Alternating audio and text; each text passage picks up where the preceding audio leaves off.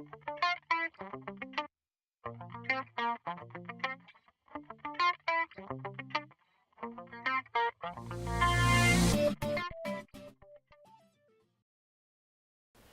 just want to open up to everyone else here to ask any questions might have. Yeah, hi. Hi, so you mentioned that one of the most important things is forecasting the future cash flows of revenues, and there was uncertainties with that. How do you manage those uncertainties and deal with contingencies? Great questions. So when you're setting your budget, of course, you need your forecast, and you rely very heavily on trend. So when I'm looking at February and I'm wanting to forecast forward March, April, May, June, it's very hard to really know what's going to happen. It's a bit crystal ball stuff. You have to rely on trend. Have to rely that the business will do what it normally does at Easter, what it normally does at end of financial year. The challenge is when the economy changes, as it did in the GFC. No one could have predicted that. And the reality is everyone knows that it's happened and everyone makes adjustments for it. What happened in the print media was costs needed to be reduced, so therefore a lot of functions became centralised. So accounts payable, for example, which is transactional based, that became a centralised function.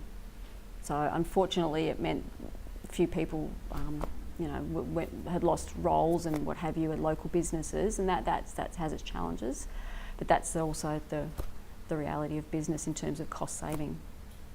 Yeah, did that answer your question? Thank you. Hi. Is there any particular advantage of being conservative with your budgetary forecast and then coming in that you've performed better than you'd expected, and that would help you short term? Is that a problem when people are doing their budgetary forecast for the short term gain? Absolutely. Sometimes you can be too conservative with your forecast. So of course the idea is be as conservative as possible with your forecast, so then your budget's more achievable, assuming the world continues as it is now and nothing major changes.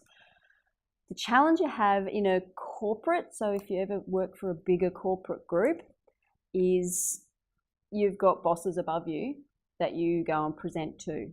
So with the media group, you take your budget down to head office and you'd sit there for 2+ hours with the heads of finance, the head of the company, and run through line by line on the budget. And you can guarantee if you've been too conservative, you get caught out. In a smaller business, absolutely. When I worked for smaller businesses, we didn't even really set a budget. We had more sort of rolling forecasts of what the anticipation was. But it's more as you get into big business that, it's balancing the conservatism with the reality. Yeah. Did that answer you? Yeah, thank you. Hi. What measures are taken when there's large differences between the input of upper and lower level management? In terms of the budget. So their inputs of what they think the budget should be for the coming year. So Yep. Yeah. Yep. So again, a situation where I keep referring to the publishing industry. I guess that's where I've had most of my experience. The head office indicated that there'd need to be I think it was a 3% or 4% increase in real estate revenue in a declining market. So head office was not based on the Gold Coast. Gold Coast real estate market tends to function a little differently to the real estate market in the rest of the country. So it will decline after the rest of the country does. So in the GFC, rest of the country property prices crashed. Gold Coast went about 6 months later.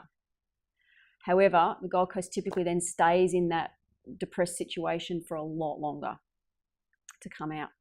So there's a lot of assumptions made at a head office corporate level that all industries behave the same in all states, and they don't. So you then have that situation where, okay, you take the guidance, you put a 4% increase on your rates, and then you work your volume. So we think the volume is going to be 10% less than what it was last year, a 4% increase in rate. Sorry, we're not going to get anywhere near the 4% increase in revenue that you need because we're expecting the market to be depressed for a lot longer. And that's based on input from your real estate agents and your clients and what you know of your local market. So then it does become a sit down over the table conversation that both sides tend to then give and flex.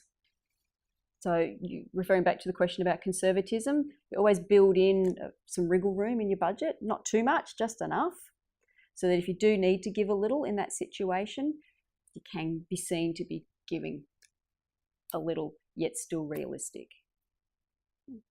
Thank you.